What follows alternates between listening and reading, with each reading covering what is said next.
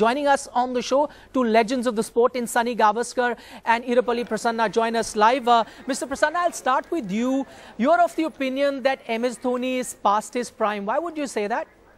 Well, let me be very honest that this is how the fading of a cricketer starts. You know, he's around the age of 33 and at times his footwork may not be as expected or as it was. And the other aspect is he may be missing out his timing of his shots. Because normally he is a batsman who used to come around 6 or 7 and he used to finish the game.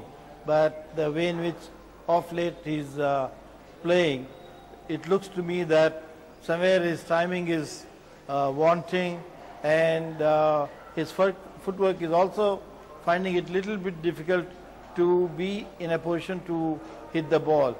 This may be the beginning, but I don't say it's the end as far as Dhoni is concerned. As Mr. Prasanna says, it may not be the end, but it's the beginning of the end. Well, let me tell you one thing, Nikhil. When I started playing cricket, 33, 34 was when the cricketers of that era, that time, looked to finish with their careers and looked to do something else for the rest of their lives. By the time I retired, it had become, say, 38. It had gone up, by about 37, 38. So people are looking at retiring at about 37, 38. And 2 years ago, when Sachin Tendulkar retired at the age of 40, 40 plus, I think that has been the age when the modern cricketer will look to retire. So I don't think it's the end of Mahendra Singh Dhoni. In fact, I think it is probably the time when he is going to be at his best, because batsmen actually start to flower when they're about 32, 33. They've got all the experience. They know how to pace themselves.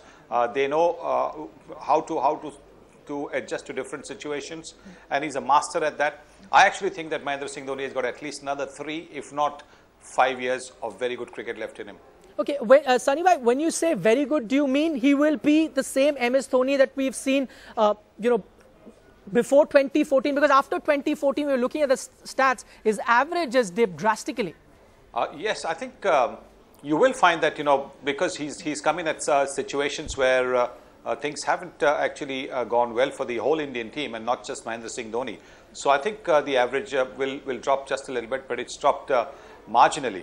So my honest advice to all those who are asking for his head is to be a little bit patient, because this man is extraordinary. This man is special, and he will deliver more often for India than not. So my honest advice really is, be just a little bit understanding that everybody will have a situation where he might not be able to do what is expected, because our expectations, the Indian cricket fans' expectations, are way too high, way too high about their team, and therefore, you're looking at something of this thing. And if the expectations are there, then there's obviously a feeling of disappointment. But MST, he's got 3-5 years ahead of him.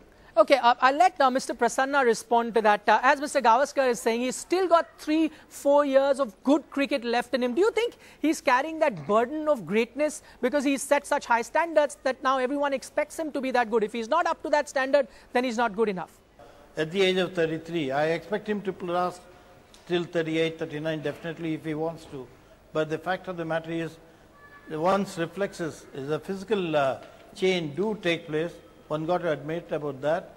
But at the present moment, I don't see that Dhoni to be dropped at all. I just said beginning of the end with a span of 2 to 3 years to come, and that's likely to happen in about 3 years to come. After the World Cup, yes, possibility.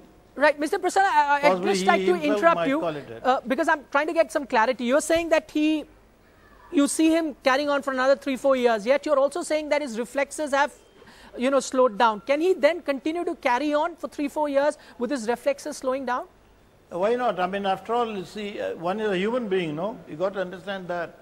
He is not a superhuman though, but definitely because of his various other disciplined life that he's leading, he may extend his normal cricketing life to another 2 to 3 years. And as of now, in the present Indian team, not many people can challenge his position. But with reference to what he was playing earlier and what he's playing now, there's definitely a little bit of want. Somewhere there's a want is there in his batting capabilities. Okay. Mr. Gavaskar, another thing, do you think him not playing Test cricket now, having retired from Test cricket, has had some sort of effect on his batting in one-day cricket? I only say that because, you know, if he's not playing Test cricket, then he's not playing international cricket regularly, and that may affect his batting in ODIs and T20? Not at all. As a matter of fact, I think it will probably extend his career because, you know, 5-day Test matches, India has been fielding for 150 overs sometimes, and that takes a heavy toll of a wicket keeper. He's got to keep running up to the stumps to gather throws, get up and down, squat up and down. So this, the two formats that he's playing, the 20 overs format and the 50 overs format, there's not that much strain on his body. So I don't think not playing Test matches is having any effect. In fact, I think he will be a rejuvenated cricketer for the very fact that he doesn't have the burden of the captaincy in the Test matches. So I think it actually is a blessing in disguise for him and as for Indian cricket that he's not playing Test cricket. Okay, to Mr. Prasanna, now many things we're looking at, you know, an aging batsman, you speak about reflexes being one thing. The other bit is fitness. Sometimes we don't look at it, but after 34, 35, you're not as fit as you were. We saw glimpses of that in the last match that MS Dhoni played. He was getting cramped up. Do you think that can have effect on one's batting? Obviously, I mean, if one feeling some sort of a cramp or a constraint in his physical movement, it does reflect on his footwork, definitely. And batsmanship revolves around how quick you are on your feet and how good your eyesight is on. Because if you, I mean, that's where the scoring point is all about. But as I said, definitely I do believe that physical changes do affect one's capabilities and the efficiency of a batsman. And it may happen in about 2 to 3 years' time. Okay, and finally, before we wrap up, Sahibai, to you, since MS Dhoni is such a legend in Indian cricket, sometimes whenever we talk about him, does our opinion get clouded by the fact that because he's such a legend, we try and, you know, look at the past performances that he's put on the cricket field and then tend not to look at it objectively when we're looking at his current performances, and it happens to every legend. Do you think that's true in MS Dhoni's case as well? You know, what I've noticed particularly after yesterday, that MSD is the one man that everybody is trying to make a scapegoat of. Everybody is overlooking the bowling, where in the last 10 overs India conceded 100 runs. Everybody is overlooking the fact that Shikhar Dhawan didn't score runs, that Virat Kohli didn't score runs, that Suresh Raina didn't score runs, that Stuart Binney didn't score runs. And the whole blame, the entire finger of blame is being pointed at somebody who's done so well for India. And that is such an unfortunate aspect of our cricket. In trying to protect some, we try and, you know, find a scapegoat and a big name. And obviously the captain always gets the blame. But I would say lay off him, let him play. Let's have a look at the end of the series, at end of the one-day series. And that time be objective. Who's done well and who hasn't done well. He isn't the only one who didn't do well. The bowlers didn't do well, and the batsmen I mentioned, they didn't do well. Right. So look at it objectively, that ask questions of those guys as well, not just of MST. Okay?